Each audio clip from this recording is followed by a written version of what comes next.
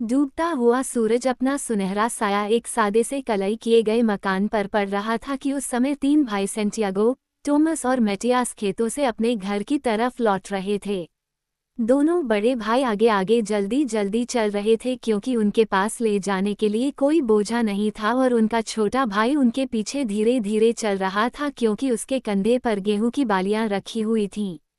जब वे तीनों घर पहुंचे तो उनकी मां सैरा ने कहा, बैठ जाओ बेटे और थोड़ा आराम कर लो। मैं तुम तीनों से कुछ बात करना चाहती हूँ। जब वे थोड़ी देर आराम कर चुके तो वह बोली, मैं अब दादी बनना चाहती हूँ। इसलिए मैंने तय कर लिया है कि अब समय आ गया है जबकि तुम्हारे लिए लड़कियां ढूंढी जाए ताकि तुम लोग अपना परिवार शुरू कर सको। इसलिए तुम लोग अपने लिए तुरंत ही लड़कियां ढूंढना शुरू कर दो। तीनों भाइयों ने कुछ सोचते हुए एक दूसरे की तरफ देखा। वे जानते थे कि सारी घाटी में जो पहाड़ों से लेकर समुद्र तक फैली हुई थी, एक भी लड़की ऐसी नहीं थी जिसकी शादी न हुई हो।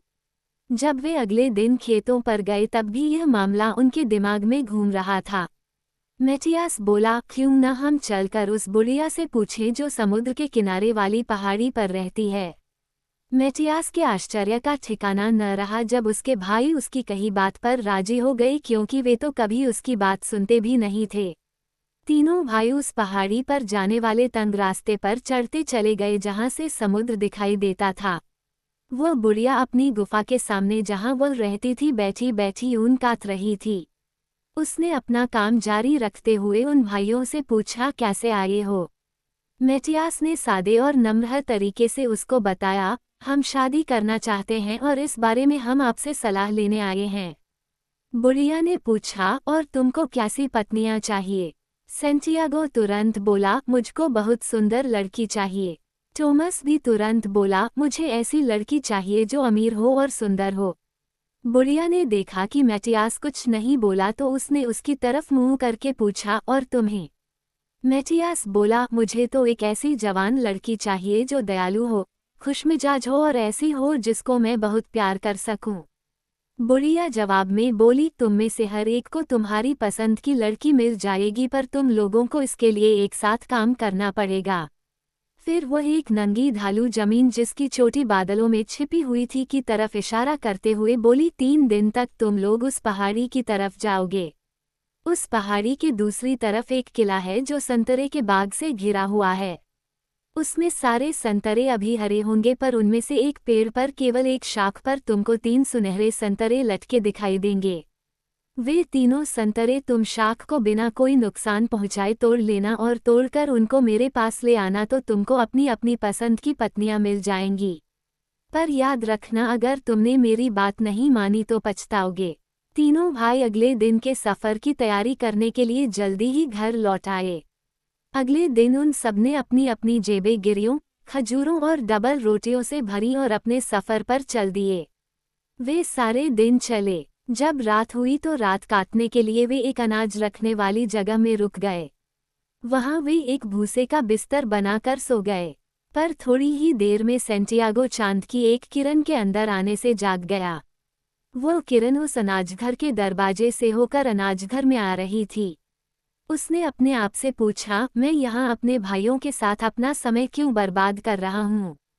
जब हमको संतरे मिलेंगे तो शायद हम लोग उनमें से सबसे अच्छा संतरा लेने के लिए लड़ें। अगर मैं वहाँ सबसे पहले पहुँच जाता हूँ तो मैं उनमें से जो भी मुझे सबसे अच्छा संतरा लगेगा मैं वह संतरा ले लूँगा। फिर मेरे भाई लोग उन 2 संतरों के ऊपर लड़ते रहें। ये सोचकर सेंटियागो उठा और सारी रात चलता रहा। तीसरे दिन सुबह सवेरे ही वह किले पर आ गया। तब तक सूरज की किरणें भी उस संतरे को बाग पर नहीं पड़ी थीं। संतरे के सफ़ेद फूल सुबह की रोशनी में चमक रहे थे और जैसा उस बूढ़ी स्त्री ने कहा था सारे संतरे अभी भी हरे थे। सेंटियागो उन सुनहरे संतरों की खोज में लग गया। तभी एक पेड़ की सुनहरी चमक ने उसका ध्यान खींचा जो किले के दरवाजे के पास लगा था। वे तीनों संतरे पेड़ की सबसे ऊंची शाख पर असली सोने के संतरों की तरह चमक रहे थे। ये शाख बहुत ऊंची थी, वह उस शाख तक नहीं पहुंच सकता था पर वह उनको छोड़ने वाला भी नहीं था। उसने पेड़ को पका और ये देखने की कोशिश की कि वो उसको हिलाकर वे संतरे तोड़ सकता था कि नहीं। पर उसके आश्चर्य का ठिकाना न रहा जब उसने देखा कि उसका तो हाथ ही उस पेड़ के तने से चिपक गया। वह तो वहां फंस गया था। उसी समय किले में से निकलकर एक बूढ़ा बहुत सारे चौकीदारों के साथ वहां आया। उसने अपनी जादू की छड़ी उस पेड़ से धीरे से छुआई और सेंटियागो को पेड़ से छुड़ा दिया। पर फिर उसको तुरंत ही उन चौकीदारों ने पकड़ लिया और एक तहखाने में डाल दिया।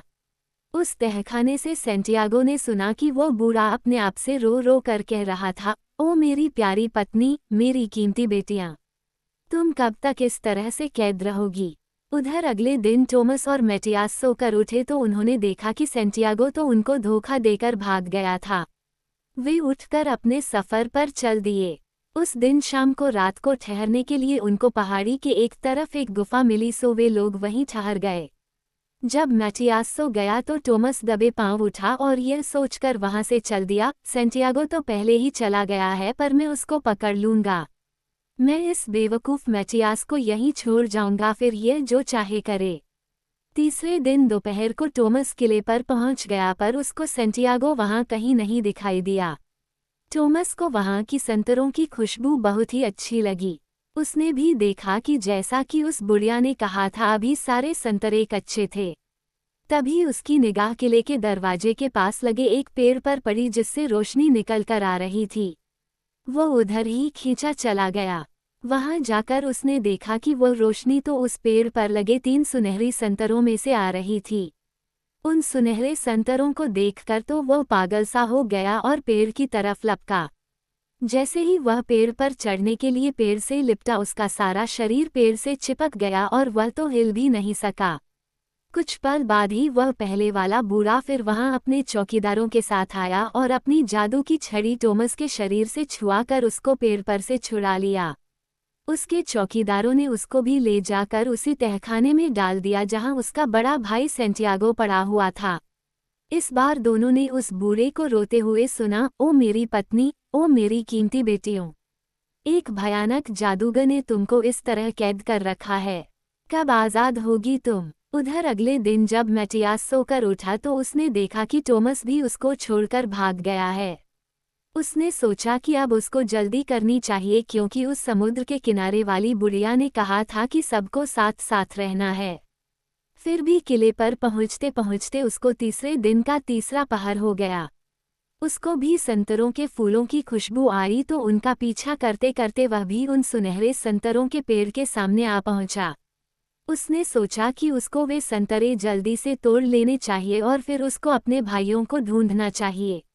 वह संतरे तोड़ने के लिए उछला और उछलकर वह शाख पकड़ ली जिस पर संतरे लगे हुए थे। उसके पकड़ने से वह शाख टूट गई और पेड़ चिल्ला उठा।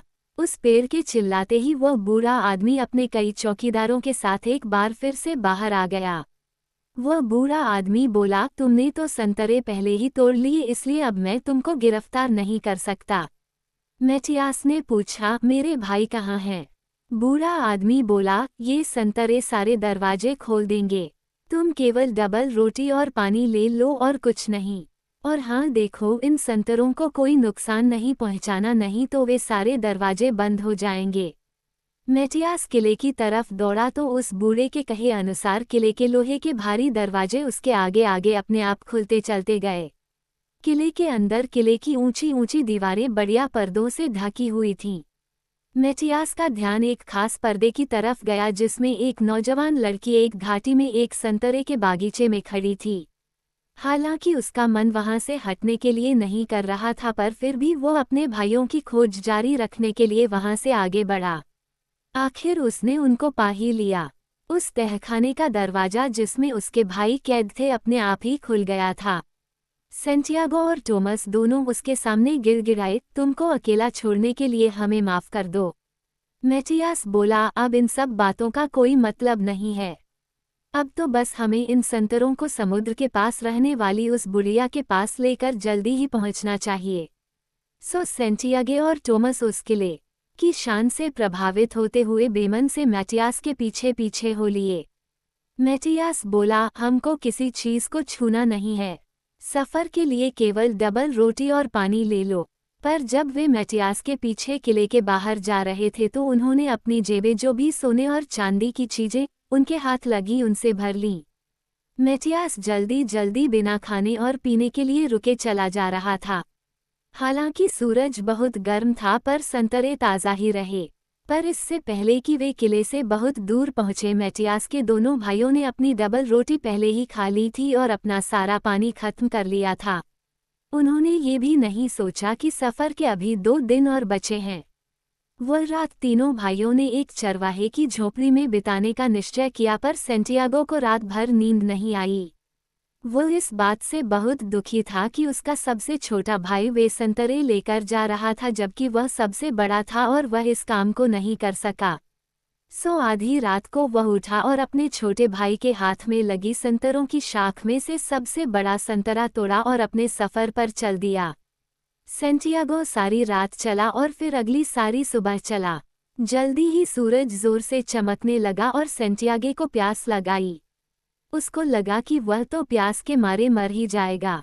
जब वह प्यास और नहीं सह सका तो उसने वह रसीला संतरा खाने का निश्चय किया। पर जब उसने संतरे को बीच में से फाड़ा तो उसमें से एक बहुत ही सुंदर जवान लड़की निकल पड़ी। संतरे में से निकलते ही उसने उससे डबल रोटी मांगी। सेंटियागो केवल यही कह सका, डबल रोटी तो मेरे पास नहीं है, वह तो मैंने सारी खा ली। फिर उसने उससे थोड़ा सा पानी मांगा। वो फिर बोला, मैंने तो पानी भी सारा पी लिया, तो मैं अपने संतरे में वापस जाती हूँ और फिर अपने पेड़ में। ये कहकर वह लड़की उसी संतरे में गायब हो गई और फिर संतरा भी उसके हाथ से निकलकर गायब हो गया। उसके जाने के बाद वह धूल के एक तेज तूफान में फंस गया। अचानक उसके चारों तरफ किले की दीवारें खड़ी हो गईं। उसकी कुछ समझ में नहीं आ रहा था कि यह सब क्या हो रहा था। इतने में ही वे चौकीदार फिर से आ गए और उन्होंने उसको फिर से पकड़कर उसी तहखाने में डाल दिया। इस बीच टोमस सुबह उठा। जब उसने देखा कि सेंटियागो एक संतरा लेकर वहां से गायब है तो उसने भी अपने बड़े भाई की देखा देखी वही करने की सोची। उसने भी बचे हुए 2 संतरों में से बड़ा वाला संतरा शाख पर से तोड़ा और वहां से चल दिया। मैटियास आराम से सोता रहा। टोमस को भी पथरीला रास्ता और खूब गर्म सूरज मिला। जब उससे भी वह गर्मी नहीं सही गई तो उसने भी मरने की बजाय संतरा खाना ज्यादा अच्छा समझा। जब उसने संतरा छीलना शुरू किया वह भी आश्चर्यचकित रह गया जब अचानक ही उसके सामने एक बहुत ही सुंदर लड़की उसमें से निकलकर खड़ी हो गई। इतनी सुंदर लड़की तो उसने पहले कभी देखी नहीं थी। उसके कीमती जवाहरातों और कपड़ों से लग रहा था कि वह बहुत अमीर थी। निकलते ही उस लड़की ने उससे कहा, मेहरबानी करके मुझे थोड़ी डबल रोटी दो। टोमस तो बस इतना ही बोल सका, मेरे पास तो कोई डबल रोटी नहीं है, मैंने तो अपनी सारी डबल रोटी खा ली। वो लड़की फिर बोली, तो फिर थोड़ा सा पानी ही दे दो। वो दुखी होकर बोला, मेरे पास तो वह भी नहीं है, मैंने तो वह भी सारा पी लिया। वो लड़की बोली, तब मैं पहले अपने संतरे में और फिर अपने पेड़ में वापस जाती हूँ।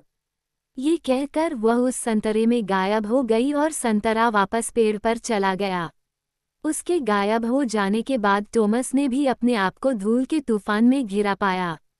उसके चारों तरफ भी किले की दीवार खड़ी हो गई और वे चौकीदार उसको भी पकड़कर उसी तहखाने में डाल आए जहां सेंटियागो पड़ा हुआ था। जब मैटियास सुबह जागा तो उसने देखा कि उसकी शाख पर अब केवल एक ही संतरा रह गया है। वह अपने भाइयों के लिए बहुत दुखी हुआ। उसने सोचा, कितने जल्दबाज हैं ये लोग। डबल रोटी और पानी जो उसने बचा कर रखा था उसके सहारे मैटियास वह गर्म सूखी घाटी पार कर गया। शाम तक वह समुद्र के पास और फिर उस बूढ़ी स्त्री की गुफा तक पहुंच गया।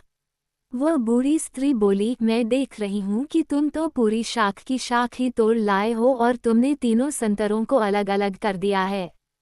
क्योंकि तुमने मेरा कहा नहीं माना, इसलिए इससे जो आफत आने वाली है उससे मैं तुम में से किसी को नहीं बचा पाऊंगी। मैटियास ने पूछा, पर मेरी पत्नी का क्या होगा और मेरे भाई? वह बूढ़ी स्त्री बोली, अभी सब कुछ खत्म नहीं हुआ है, तुम अपने घर वापस जाओ और अपने खेतों पर जाओ, इंतजार करो और हमेशा अपने दिल की सुनो। इतना कहकर वह अपनी गुफा में चली गई। मैटियास दुखी होकर अपने घर लौट आया और अपनी मां को आकर उसने अपने सफ़र का हाल और अपनी मुसीबतों के बारे में बताया। हालांकि सैरा अपने बड़े बेटों के गायब हो जाने के बारे में सुनकर बहुत दुखी हुई, पर वो मैटियास को वापस आया देखकर खुश भी थी। हर सुबह जब मैटियास खेतों पर चला जाता तो एक सफ़ेद फाख्ता आकर सैरा के कंधे पर बैठ जाती, जैसे वह उसको तसल्ली दे रही हो। जब सैरा अपने घर का काम करती रहती तो वह फाख्ता उसके साथ सारा दिन रहती। इससे सैरा को ऐसा लगता कि सब कुछ ठीक हो जाएगा।